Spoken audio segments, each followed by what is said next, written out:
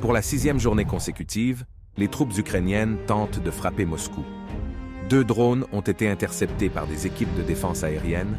L'un d'eux, après avoir perdu le contrôle, s'est écrasé sur un bâtiment en construction du centre d'affaires de Moscou.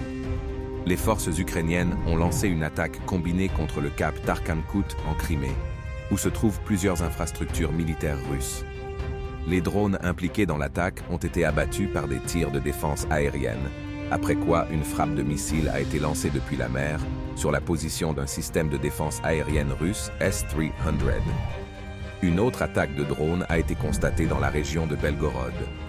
À la suite d'une attaque contre un sanatorium du village de Lavy, 3 personnes ont été tuées.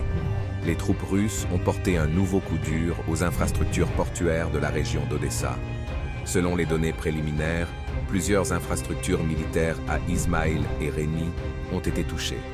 Dans le secteur de Kupiansk, les troupes russes continuent d'attaquer les lignes défensives ennemies à Sinkovka.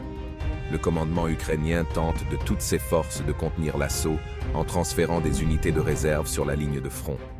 Les unités ukrainiennes ont de nouveau tenté de prendre d'assaut les positions russes sur les flancs de Bakhmut.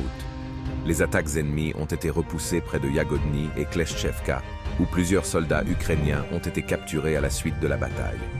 Dans le secteur de Vremievski, la situation dans son ensemble n'a pas changé et reste tendue.